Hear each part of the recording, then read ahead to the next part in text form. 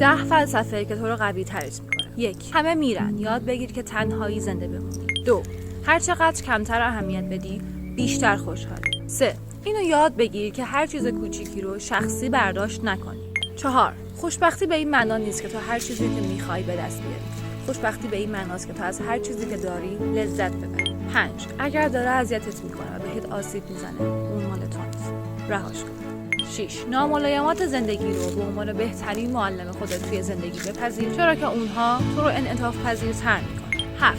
تجربه رو با ارزش‌تر و مهمتر از مقام و منزلت بدون. 8. به شکل دیوانه‌وار دنبال کسب علم و دانش باش. 9. زمان با ارزش‌ترین منبع شماست. پس در راه چیزی که میدونی واقعا ارزشش رو داره با بینش و خرد خرجش کن.